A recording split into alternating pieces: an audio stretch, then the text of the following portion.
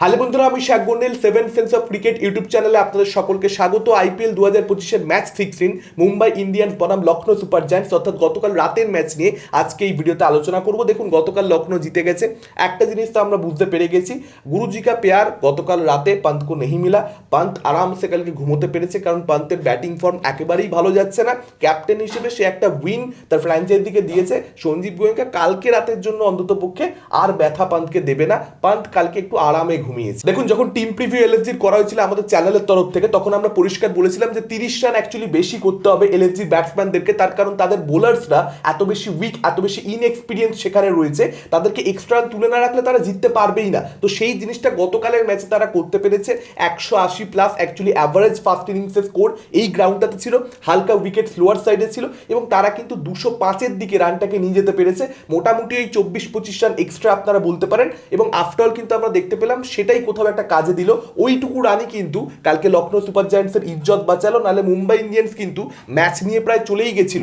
আপনার নিশ্চয়ই মনে থাকবে কালকে খেলা যারা দেখেছেন, ভাই 6 ওভারে 72-এর কাছাকাছি রান বাকি ছিল, 60 অড রান বাকি ছিল 5 ওভারে, এবং লাস্ট 2 ওভারে 29-এর কাছাকাছি রান বাকি ছিল। সেখানে যেভাবে মুম্বাই ইন্ডিয়ান্স হেরে গেল অপ্রত্যাশিত। কালকে কিন্তু লাস্ট 2 ওভারেই অ্যাকচুয়ালি মুম্বাই ম্যাচটা হেরেছে। মুম্বাই নাহলে কিন্তু ভীষণ ভীষণ ভালো চেস করছিল, পুরো কন্ট্রোলে ছিল কিন্তু খেলাটা Mumbai. All credit goes to Surya Kumar এবং আকাশদীপ। আকাশদীপের কথা কেন বলছি, এলএসজির বোলার তিনি, কিন্তু যেভাবে নামানধীরকে তিনি পাওয়ার প্লের মধ্যে বোলিং করেছেন, পায়ে পায়ে পায়ে পায়ে কন্টিনিউয়াসলি বল করে যাওয়া, লাইনের কোনো রকম মা বাবা নেই, সেটা যে নামানধীরের মতন একজন ব্যাটসম্যান মারাত্মক রকমভাবে ক্যাপিটালাইজ করবে সেটা খুব স্বাভাবিক ঘটনা ছিল। সেটাই নামানধীর করেছে। নামানধীরের ব্যাটিং কালকে ইমপ্রেসিভ ছিল, কিন্তু তার থেকেও খারাপ ছিল আকাশদীপের বোলিং, যে কারণে নামানধীর কোথাও একটা ওরকমভাবে অ্যাটাকিং মোডে গিয়ে ব্যাটিং করতে পেরেছে। পাওয়ার প্লের মধ্যে ওই একটা ওভারেই কিন্তু সম্পূর্ণরূপে যে মোমেন্টামটা সেটা মুম্বাইয়ের দিকে চলে গেছিল। 2টো উইকেট আর্লি পড়ে গেছিল, তারপরেও কিন্তু এলএসজি মোমেন্টাম নিজেদের দিকে ধরে রাখতে পারেনি। আর সূর্যা কুমারকে কাল কিন্তু একটা প্রপার প্ল্যানিং নিয়ে এলএসজি বোলাররা বল করতে এসেছিল। এখানেই কোথাও একটা জাহির খানের কোচ হিসেবে ইম্প্যাক্ট সে পরিষ্কার বুঝিয়ে দিয়েছে যে দেখো ভাই, গ্রাউন্ডের একটা সাইডে 73 মিটারের বাউন্ডারি রয়েছে, যেটা আইপিএল যে সমস্ত মাঠগুলোতে খেলা হয় একানাতে তার থেকে বড় বাউন্ডারি। আমি গতদিনই এলএসজির ম্যাচ একানাতে হয়েছিল যেহেতু আলোচনা করছিলাম, সেই বাউন্ডারিটা মাথায় রেখে বল করো, সেই অনুযায়ী বোলিংটা করো, ওয়াইড ইয়র্কার্স টানা মেরে যাও। সূর্যা কুমারকে উইকেটে বল দিও না, ওকে ওর খেলার থেকে ওই যে ফ্লিকটা পেছনে যেটা মারে, যেটা 6 হয়ে যায়, একটা আইকনিক শট আর কি সূর্যা কুমারের, সেইটা ওকে খেলতে দিও না। সেটার থেকে ওকে বাইরে বের করে দাও, অটোমেটিক্যালি তুমি হয়তো ওকে তবু কন্ট্রোল করতে পারবে। কিন্তু সূর্যা কুমার বিং সূর্যা কুমার এত ক্লাস প্লেয়ার টি20 ফরম্যাটে, তাকে ওই বলটা না দেওয়া সত্ত্বেও সে কিন্তু কালকে একটা ব্রিলিয়ান্ট ইনিংস খেলেছে। এখানে কিন্তু বড় একজন প্লেয়ারের পরিচয়, যে যখন আপনাকে আপনার জোনে পছন্দের জায়গাতে বল দেওয়া হচ্ছে না, তারপরেও কিন্তু আপনি গ্রাউন্ডে খেলে, কালকে দেখবেন সূর্যা কুমার মাত্র একটা 6 মেরেছে, কিন্তু তা সত্ত্বেও সূর্যা কুমার কিন্তু 4 মেরে 150 প্লাস স্ট্রাইক রেটটা ধরে রেখেছিল এবং মুম্বাইয়ের পুরো ইনিংসটাকে একা কিন্তু লিড করছিল। কেন কালকে সূর্যা কুমার বেশি 6 মারতে যায়নি, তার কারণটা খুব সিম্পল। প্রথম যে 2টো উইকেট ওই যে বড় বাউন্ডারি ইউজ করা, সেটার জন্যই কিন্তু উইল জ্যাক্স কিংবা রিকালটন তাদের উইকেটটা পড়েছে, একদম বাউন্ডারিতে ক্যাচ হয়েছে। সেই জিনিসটা কিন্তু কোথাও একটা এলএসজি বোলাররা জাহির খানের তোতা পড়ানোর মতন তাদেরকে শিখিয়ে দেওয়া, তাদের এক্সিকিউট করা, যেটাই বলুন না কেন আফটার অল সেটা কাজে দিয়েছে। এবং পান্তের এখানে ক্যাপ্টেন হিসেবে ফিল্ড প্লেসমেন্টের কথা বলতে হবে। দেখবেন ফিল্ডারদেরকে একটু বাদিকে যেতে হয়নি, একটু ডান দিকে যেতে হয়নি, একদম যেখানে বলটা গেছে সেখানে ফিল্ডার দাঁড়িয়ে ছিল। এবং তিলক বর্মা উল্টো দিক থেকে যে পরিমাণ প্রেশার সূর্যা কুমারের উপরে কন্টিনিউয়াসলি তৈরি করে গেছে, তারপরও যে সূর্যা কুমার অতক্ষণ ছিল, এটা সূর্যা কুমার বলেই সত্যি বলতে সম্ভব ছিল। বড় প্লেয়ারের গুণ। সূর্যা কুমারের কালকে ইনিংসটা হতে পারে যে লুজিং কসে, কিন্তু কোথাও একটা কালকে ইনিংসটা আমার মনে থাকবে। সূর্যা ব্রিলিয়ান্ট, এবং তিলক বর্মাকে কোথাও একটা রিয়েলাইজ করতে হবে যে ভাই তার জন্য টিম হারছে। শুধুমাত্র গতকালের ম্যাচ নয়, তার সঙ্গে সঙ্গে জিটির এগেনস্টে আহমেদাবাদের যে ম্যাচটা, সেটাও যদি আপনারা দেখেন, সেখানেও কিন্তু তিলক বর্মা জাস্ট ওই রানার বল খেলছিল, স্ট্রাইক রেট 100 সামান্য উপরে ছিল, সেটাও কিন্তু সূর্যা কুমারের উপরে। সূর্যা অ্যাকচুয়ালি ভালো খেলছিল, কিন্তু তার উপরে হিউজ প্রেশার তৈরি করে, যে কারণে সূর্যার উইকেটটা সেখানে প্রেশার সিচুয়েশনে চলে যায়, কারণ তাকে কোথাও একটা বড় শট খেলতে বাধ্য হতে হয়েছিল, তিলক খেলতে পারছিল না। এবং গতকাল সেম জিনিসটা হয়েছে, সূর্যা 6 স্টাম্পের বলকে 7 স্টাম্পের বলকে যেভাবে লেগ সাইডে খেলতে গেছে, ওই বলে যে ওই শট হয় না, সেটা হয়তো সূর্যা কুমার নিজেও খুব ভালো মতো জানে, কিন্তু তার কিছু করবার ছিল না। তাকে ওই লাইন ধরে কন্টিনিউয়াসলি এলএসজি বোলাররা বল করে যাচ্ছিল, তাকে একটা শট বানাতে হতো, ইনোভেশনের দরকার ছিল প্রেশার সিচুয়েশনে, ওটাকে প্রেশার উইকেট বলে। সূর্যা কুমারের সত্যি কিছু করবার ছিল না। এবং কোথাও একটা তিলক বর্মাকে এটা বুঝতে হবে যে তার জন্য টিম 2খানা ম্যাচ হেরে গেছে। সে কোথাও একটা বাজে ব্যাটিং করেছে বলে, সে কোথাও একটা টাচে নেই বলে। অনেক ক্ষেত্রে এরকম ব্যাটসম্যানদের সঙ্গে হয়। তিলক যে ইচ্ছাকৃত, দেখুন কোনো প্লেয়ার করে না, অনেক সময় সে টাচে থাকে না, অনেক সময় তার সমস্যা হয়, মানে সে শট খেলতে চাইছে তারপরেও কানেক্ট হচ্ছে না প্রপারলি। কালকে তিলক যে অ্যাটাকিং ক্রিকেট খেলতে চায়নি, কোথাও একটা ধরে খেলছিল এরকম ব্যাপার নয়, কিন্তু সে কিন্তু চেয়েছে শর্টস খেলতে, তার হচ্ছিল না কালকে। তো এই জিনিসটা তিলক ভার্মাকে তো ভাবাবে, তার সঙ্গে সঙ্গে মুম্বাই ইন্ডিয়ান্সকেও ভাবাবে, ইনফ্যাক্ট ভাবাচ্ছে।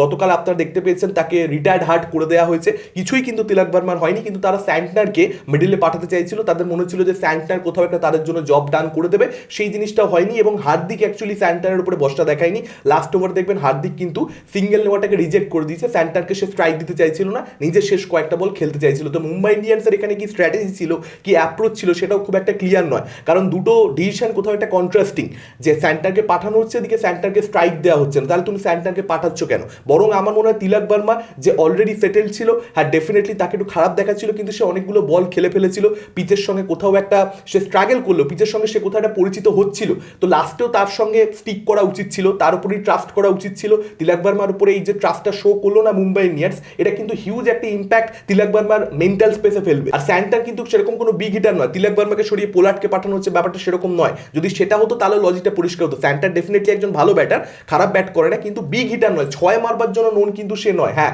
এরকমটা আপনারা বলতে পারেন যে চেন্নাই সুপার কিংসের সঙ্গে রাজস্থান রয়্যালসের কয়েক বছর আগে একটা ম্যাচ হয়েছিল, যেখানে ধোনি অ্যাকচুয়ালি আম্পায়ারের সঙ্গে বাল করবে বলে একটা ভুল ডিসিশন নিয়ে একদম মাঝ মাঠে চলে গেছিল, ডিসিশনটা ভুল ছিল, কিন্তু ধোনির স্পোর্টিং স্পিরিট সেখানে মেনটেন সে করতে পারেনি, যেটা সে ওভার দি ইয়ার্স করতে পেরেছে। সেই দিন কি হয়ে গেছিল ধোনি জানি না, মাঝ মাঠে চলে গেছিল সে।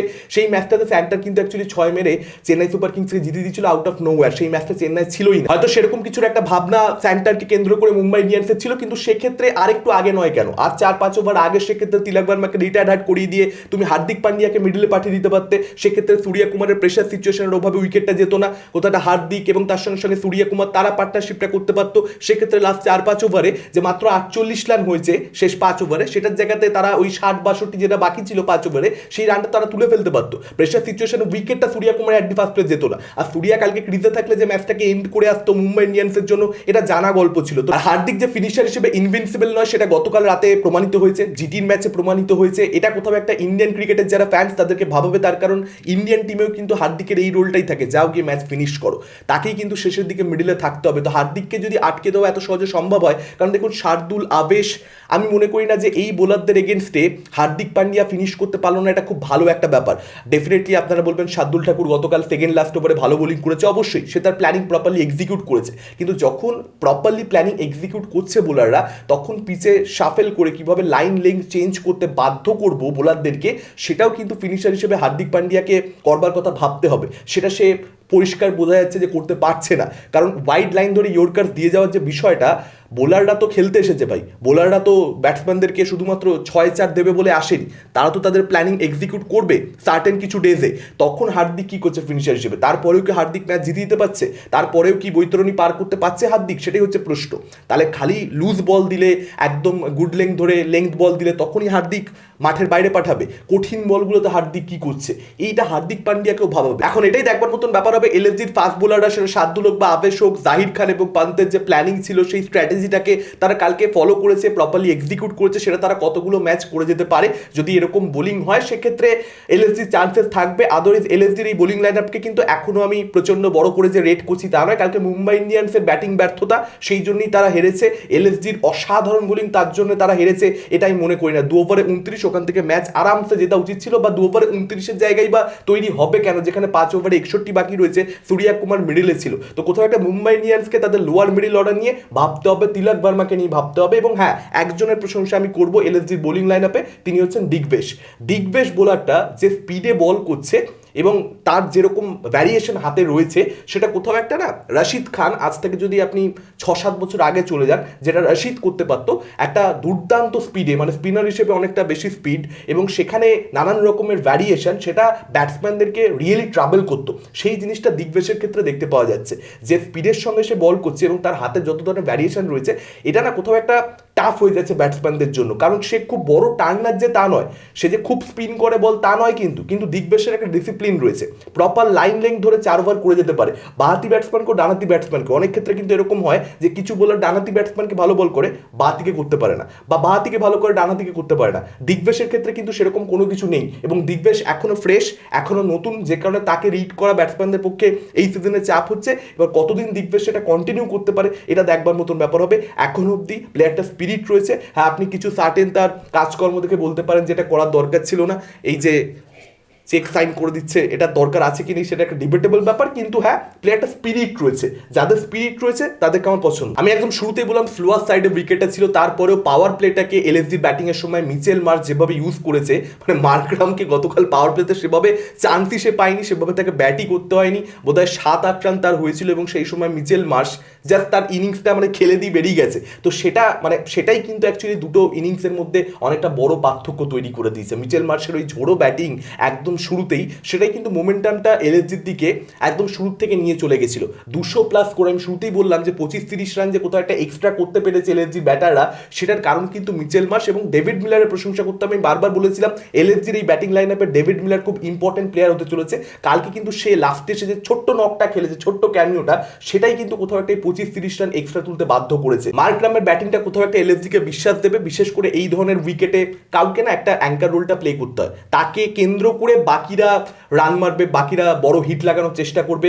আয়ুষ বাদনি এই নিয়ে 2টো ম্যাচে রান পেলো, তো সবকিছু মিলিয়ে এলএসজির ব্যাটিংটা কিন্তু খারাপ দেখাচ্ছে না। তারা কিন্তু কেউ না কেউ রোজ ডেলিভার করে যাচ্ছে, কোনোদিন মার্শ, কোনোদিন পুরান, কেউ না কেউ কন্টিনিউয়াসলি করে যাচ্ছে, এবং সেটা দরকারি। যেরকম বোলিং লাইন আপ তাদের রয়েছে, দিগ্বেশ ছাড়া তো খুব একটা, কারণ আপনারা দেখুন রবি বিষ্ণই, তাই কিন্তু ইমপ্রেসিভ লাগছে না। রবি বিষ্ণু অ্যাকচুয়ালি আইপিএল এর মামলাতে অনেক বেশি এক্সপিরিয়েন্স দিগ্বেশের তুলনায়। কালকে ম্যাচে আপনারা দেখবেন যে দিগ্বেশ রবি বিষ্ণুকে কি বলে দিচ্ছে যে কি করতে হবে না হবে, তো এটা খুবই চিন্তার ব্যাপার। আর কালকে ঋষভ পান্তের সঙ্গে আবেশের যে বাওয়ালটা হয়েছে সেটাও একটুখানি চিন্তার, কারণ যেরকম বোলিং লাইন আপ, তারপর যদি ক্যাপ্টেনের কথা অনুযায়ী, ক্যাপ্টেনের প্ল্যানিং অনুযায়ী যে ফিল্ড সেট সে করেছে সেই অনুযায়ী বোলার বল না করে এবং তার জন্য যদি বাউন্ডারিজ পড়ে, সেটা কিন্তু খুব একটা ঠিক জিনিস নয়। তো আশা করবো এই জিনিসগুলো তারা ফিক্স করবে, বা এই জিনিসগুলো হলে সেখানে পান্ত এমন কিছু রিয়াকশন দেবে না যেটাতে আমরা ঘরে বসে বুঝতে পারবো যে অ্যাকচুয়ালি এখানে বাওয়াল চলছে, দুজন সেম পেজে নেই, এটা হওয়া উচিত নয়। আর হার্দিক পান্ডিয়া কিন্তু আমি ডে বাই ডে দেখতে পাচ্ছি বোলার হিসেবে তার জলবা বাড়ছে। দেখুন 5 উইকেট পেয়েছে, আমি সবসময় যেটা বলি উইকেট পেলেই টি20 ফরম্যাটে স্পেশালি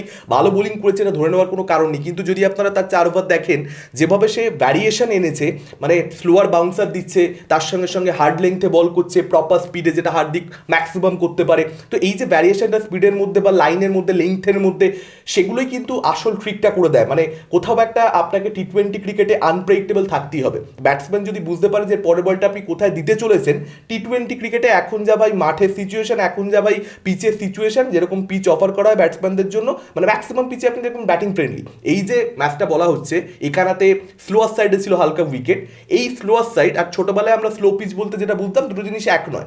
মানে 200 রান হয়ে গেছে, তারপরে 200 প্রায় চেজ হয়ে যাচ্ছিল, 190+ চেজিং টিম করে দিয়েছে, এটাকে আমরা স্লোয়ার সাইডে উইকেট বলছি। কারণ একটু হয়তো পিচে একটু সমস্যা ছিল, বিশাল কিছু নয়। যারা বুদ্ধি করে বল করবে তারা হেল্প পাবে, সেটা হার্দিকের মতন বোলার কিংবা পুথুরের মতন বোলার, তারা ইউজ করতে পেরেছে, বুদ্ধি করে সেই বলটা করতে পেরেছে, যেটা কালকে স্যান্টনার সামহাউ করতে পারেনি আমি বলবো না, কিন্তু স্যান্টারের জন্য কালকে কোথাও একটা অফ ডে ছিল। স্যান্টার কালকে রান খেয়েছে, যেটা মুম্বাই ইন্ডিয়ান্সকে ভাবাবে, তার কারণ কোথাও একটা ইকোনমিক্যাল বোলিং করবার জন্যই কিন্তু স্যান্টারকে নেওয়া। আর এলএসজি চাইবে পান্তের ব্যাটিং ফর্ম। দেখুন একটা কথা মানতে হবে যে যেরকম টিম তাদের রয়েছে, বিশেষ করে যেরকম bowling line up, weak inexperience bowling line up, তারপরেও যে যারা 4টে ম্যাচে 2খানা ম্যাচ জিতে রয়েছে, এটা অনেক বড় বিষয়। এবং যদি পান্তের ব্যাটসম্যান হিসেবে ফর্ম ফিরে আসে, তখন দেখবেন ক্যাপ্টেন্সি এটা হয়েই থাকে। ব্যাটসম্যান হিসেবে যখন আপনি রান মারবেন, তখন ক্যাপ্টেন্সিতে আপনার সেই কনফিডেন্সটা পরিষ্কার দেখতে পাওয়া যাবে আপনার ডিসিশন মেকিংয়ে। তো সেই জিনিসটা কিন্তু দরকার। এলএসজি সেটা চাইছে যে পান্তের ব্যাটসম্যান হিসেবে ফর্ম ফিরে আসুক, সেখানে এক্সট্রা রান হবে। এই যে বলছি আমি 30+ রান এক্সট্রা তুলে রাখা দরকার এলএসজি ব্যাটসম্যানদের, সেটা কিন্তু খুব ইজি দেখাবে। তো দেখা যাক ঋষভ পান্ত কবে ফর্মে ফেরেন। আপনাদের কি মতামত গতকালের ম্যাচ নিয়ে, এই দুটো টিম সম্পর্কে, আজকের এই পুরো যে আলোচনা সেটাকে নিয়ে আপনাদের বক্তব্য, সবকিছু আমাদের কমেন্ট করে জানান। ক্রিকেট নিয়ে বেঙ্গলে এরকম খুব বেশি চ্যানেল নেই, তো যদি আপনাদের এই ভিডিওটা ভালো লেগে থাকে প্লিজ লাইক করুন, চ্যানেলটা ঘুরে দেখতে পারেন। ভিডিওসগুলো যদি আপনার ভালো লেগে থাকে তাহলে অবশ্যই আপনারা একটু সাবস্ক্রাইব করে দিন, বন্ধুদের সঙ্গে শেয়ার করতে পারেন যারা ক্রিকেট খুব ভালোবাসে, যারা আইপিএল দেখে, যারা লখনৌর ফ্যান, মেবি যারা মুম্বাইয়ের ফ্যান, একটু শেয়ার করে দিন। Thank you.